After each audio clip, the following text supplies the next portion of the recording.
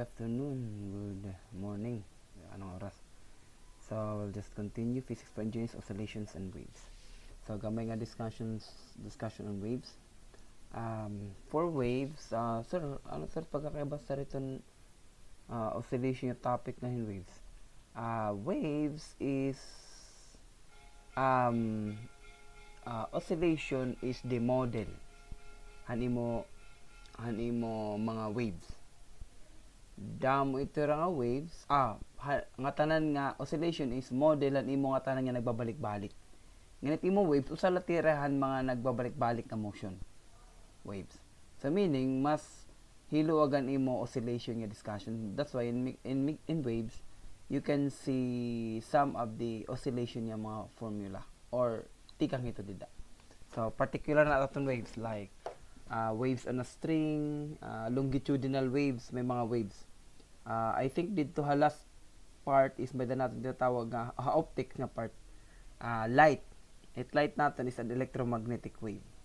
So damo ito nga waves. So dinhim more or less wave nga topic ma-concentrate kita mga mechanical waves. Ito mechanical waves actually kaya title dito. Okay? But we will just term oscillations and waves. Okay? So, example dili is earthquake. So, you can think about those. The halas na kalakati because it's making a wave. So, wave really can, wave has, in any wave, may da talaga tiya, so nga nag-wave kasi, may da niya dida energy. So, just like the snake, it can move because it's making that wave. Kaya wala man niya tail. So, it just makes wave. So, we have 3 types para nga chapter. I think ma-focus na kita. But anyway, basic nira, they are the same because that wave travels. And you can just imagine na ito nga wave, may daniya mga molecule nga sulod. Molecule meaning na-travel gapitiya with respect to y and with respect to x. Okay? So, actually, with respect to time. Baganit imo may dependency nimo, it imo y-axis. With respect to x and time. Bagan amot iyagin derive. X is an imo position na imo wave. Or kung diretso tayo nga higot, hain part dila higot, we call it x. Pero kung in terms of y, ito nga iya displacement tikang y axis. Okay? So we have 3 types.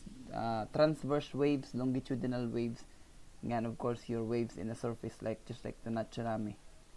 So, at imo transverse waves, yun, himo kahin gutay nga jiggle, it will create a wave nga mapadayon, of course. Sa longitudinal wave is anything na close siya nga liquid tapos gimpush nimo. Allow diha pag-push. May kita nimo nga magkakamiadaya bond. Bond meaning concentration of molecule. May part nga compressed, may part nga medyo luag. Klarado siya kung may mga color timo liquid. So that's what happens when you put a force on this. So pagkakaiba nira, of course, longitude along. Adihiya is perpendicular with your himon wave. And then waves on the surface of a liquid, so para liquid, the application. Mga tao nga naghimon waves. And then we have periodic waves.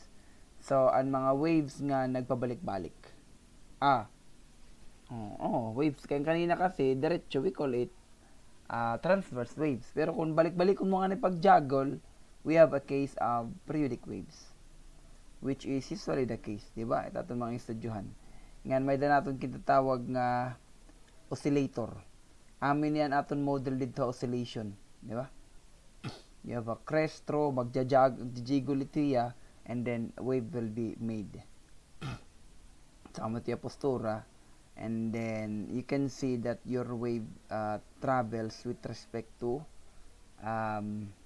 kita na good ano mo time gan vary nimo at times equal to 0 sa nga juggle at times equal to 0 meaning amo yun katikangan mo gimbutangan nimo y axis nimo higot at 1/8 at times equal to 0 pagtikangan nimo time and then mahimot yan wave nga time is equal to 1/8 of a period. 1/8 period meaning gintunga nimo into 8 times animo usa ka wave crest to crest to true. Di ba makikita nimo nga may daniya pattern didi nga side nga na move, meaning an imo mismo wave na dalagan. Kaya kung may matter ka ito dito dalagat imo wave, just like a tidal wave. So may kita equation dida of the velocity of that wave. So ang velocity with respect to tipakadya x. May tiya may daniya lambda. This velocity is inimi to velocity nga ini nga wave na dalagan tipakadi. So mismo ang wave. Okay, may da kasi ini din nga velocity nga an imo lakalaksihin pag jiggle. Iba tiya ani mo kalaksin wave tipakadi x axis. Ha? So you have to remember nga ini nga v an imo to velocity hini nga wave tipakadi x axis. So that's what the v is. So you have periodic longitudinal waves. So this part is a longitudinal part. There's disturbance. Sorry. Apilin niya ditohan imo periodic waves. Longitudinal waves are this one. You have a compressed part, we call it compression, and blanco nga part, we call it rarefaction. Ay hinabuti if you compress a plunger tapos allow diya, di ba? Malibang kung serado diya kaluyo, kung allow diya meaning may daniya chance nga dumalaga niya di. Pag push nimo ito nimo plunger, makikita nimo talaga nga may the concentration, we call it compression, and may the vacuum nga part which is a rarefaction. So gipakita kapitong kanina nga it imo wavelength dinhi usually makikita ini amo yun crest to crest. Diba? Throw to throw, di ba no? Ang mga busag. So throw to throw, crest to crest. So which is usually amo gyapon imo an imo period. So pareho gap kanina, di ba? Actually, pakita natin nga parehong kanina. They have the same principle, the longitudinal waves and the what do you call this?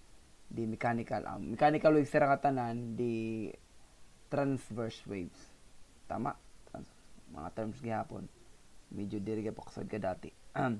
Ito nga word nga sinusoidal is talking about the sine and cosine.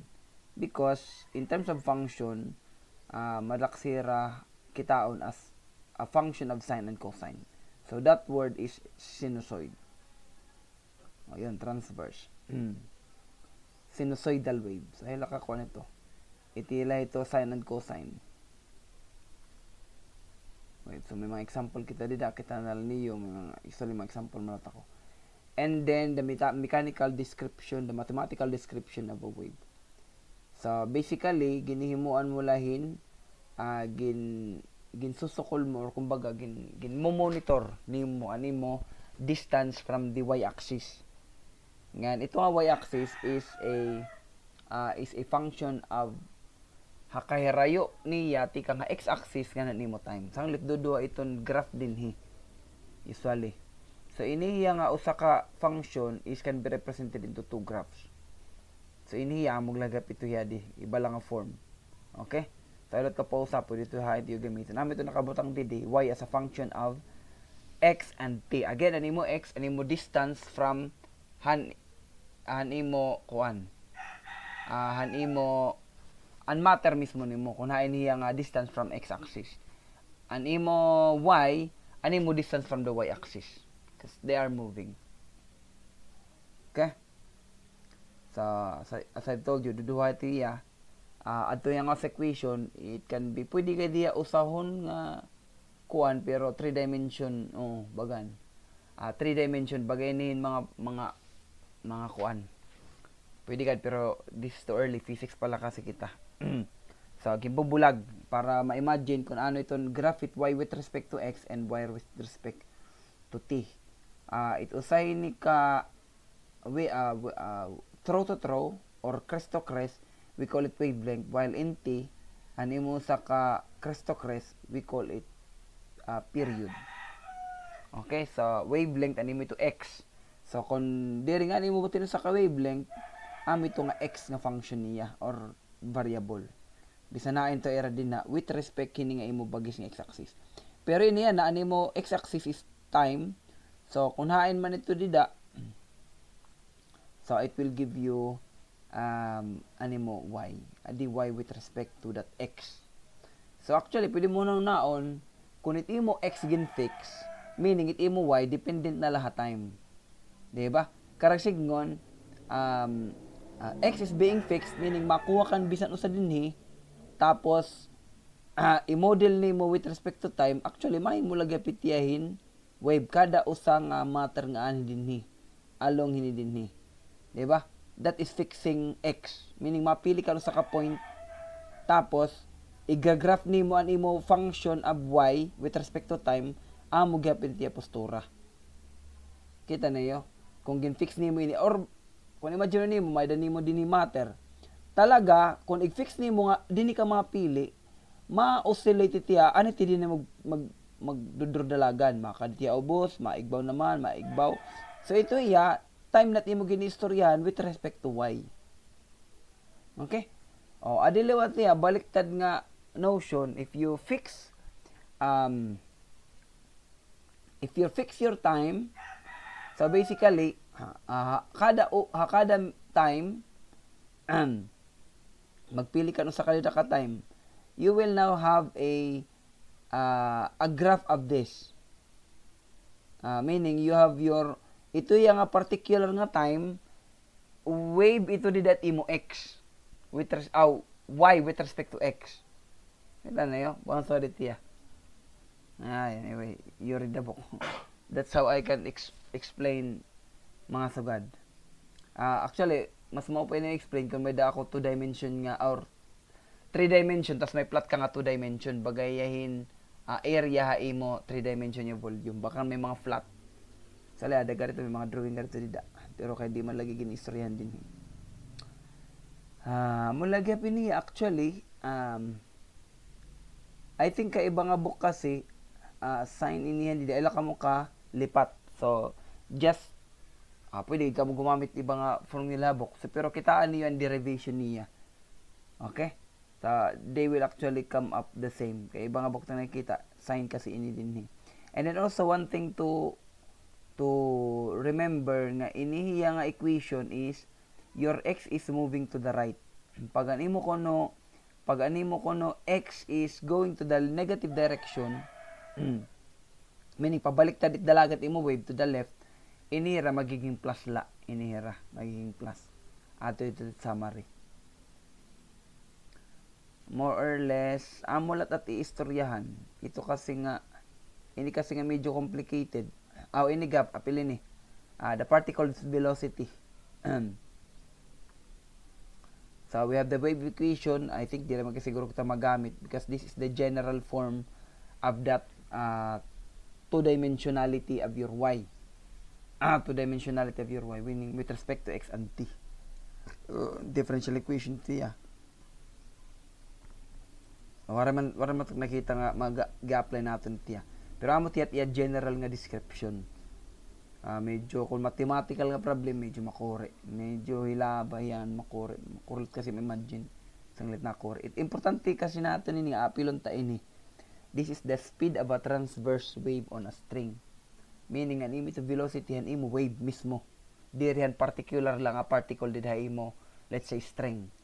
Usually, string kasi ito yung model kanina nga, nimo string, na kung maghimon wave, of course, kung magkuha kan usa ka molecule ito dida o imo string, so it fluctuates in y, tapos along nimo higot, we call it x, tapos with respect to time, kung ginuurasan nimo ang kada wave. So this is the speed of a transverse wave, that is the square root of f and mu. It mu din hindi rin natin kuan ha. Dirito an it mu din he is of course f is the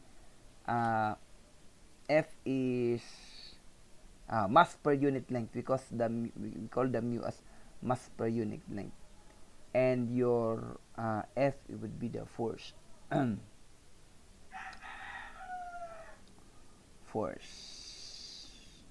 then Hurularometer, of course, and speed of mechanical waves. Dire na.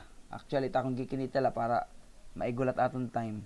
Maka-cover lang kita basic for this is, of course, this ini nga duduha. the wave properties and then wave functions and wave dynamics. So adto ini. So talking only mechanical waves. Tapos ang imo equation of a wave ini nga particular ini. Ini actual papreola nira ini tika nga di. Iba-iba lat ira form. Pero amo lang gapitiya. Kung baga usala tiya ka equation.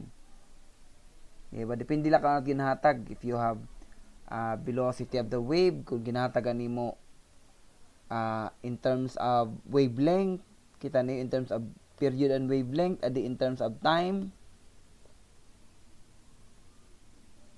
In terms of time over period. Ang mag-iiba ito din ni animo di kasi imo gin change into lambda animo velocity. So papreho latera, this one is gain equal lot nimo to k. I think k is we call it wave number. Wave number din ni diri to siya an aton k didtohan oscillation which is a force constant there ti siya. Iba tiya we call this a wave number din nga side k. So kaya sa nag-iba mo iya kay damo lat iya variables. So kailangan niya magtipid ng variables. But anyway, sa wave number is bagatiyahin baliktadan imo frequency bagan. What I did in terms of frequency. I think your frequency ba man in terms of frequency. Ginsulod makita nimo frequency 2 pi frequency ginsulod nga da and it will give you that wave number. Dilaga pa nimo x. Okay, meaning ani mo k is 2 pi f all over v. Diba? Klaro tikang ito dida. Okay, so ito lang yata actually ti istoryahan ta. So may I cut.